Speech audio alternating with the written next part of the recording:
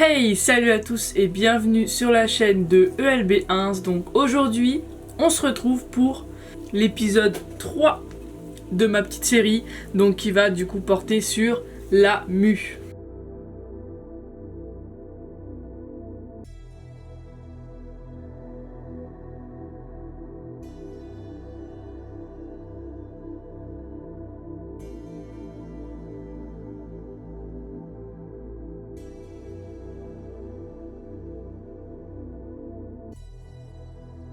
Donc déjà, la mue, chez les insectes, elle sert à grandir. Chez les insectes, il y a un nombre de mues, on va dire, défini. Chez les mantes, il y a des mues, et quand elles sont adultes, elles arrêtent de muer. C'est pas comme les reptiles qui continuent de muer en continu. Une fois que les mantes sont adultes, qu'elles ont leurs ailes, il n'y a plus aucune mue qui va arriver.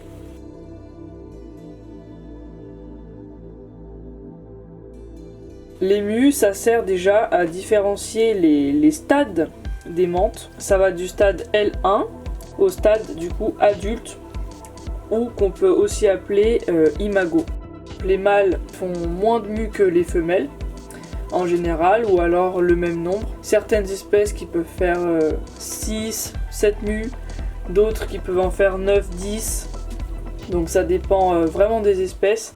Donc du coup, le stade L1, c'est la mante qui sort de son œuf, qui a mué aucune fois. Quand elle mue une fois, elle passe au stade L2.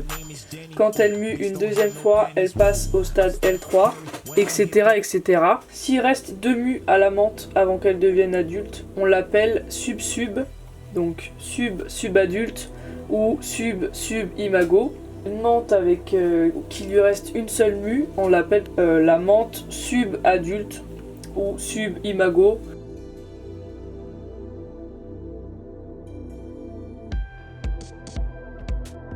Comment on peut savoir qu'une mante va muer?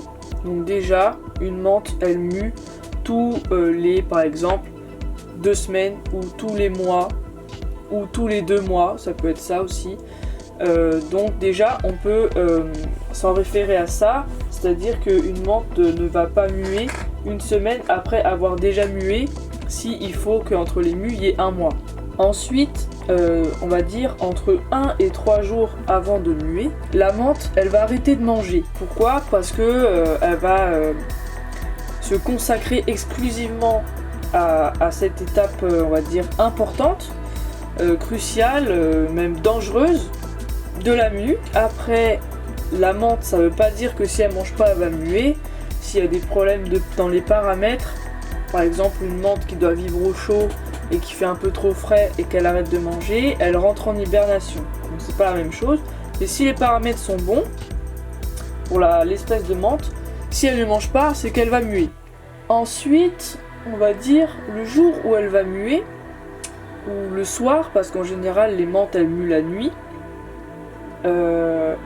Il va y avoir, on va dire, ces pâtes ravisseuses vont se détendre entre guillemets, elles vont être un peu ballantes, elles seront pas fermées comme d'habitude quoi, elles seront un petit peu ouvertes, et donc ça veut dire que la mante va vraiment muer dans peu de temps, et du coup leur ventre il va paraître plus gonflé que d'habitude, parce qu'en fait du coup il y a la formation d'une deuxième peau sous la peau qu'elles vont bientôt quitter, et c'est pour ça que du coup leur ventre va paraître un peu plus gros, un peu plus rempli.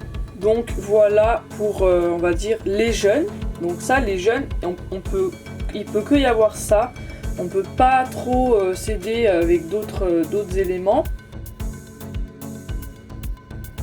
Pour les mantes qui sont sub et sub, c'est un peu plus facile à déterminer, parce que on peut s'aider des fourreaux.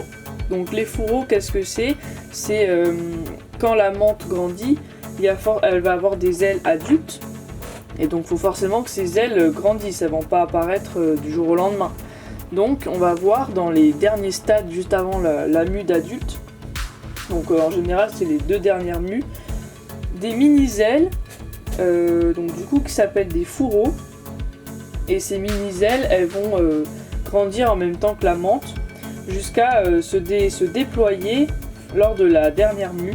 Donc ces fourreaux, une fois que la menthe sub-sub est devenue subadulte, les fourreaux à ce moment-là, tout juste après la mue, ils sont bien collés à son corps, ils sont encore fins, alors que si, on va dire, juste avant la mue d'adulte, les fourreaux grossissent, ils s'épaississent, ils grandissent, les couleurs des ailes arrivent, donc c'est beaucoup plus flagrant.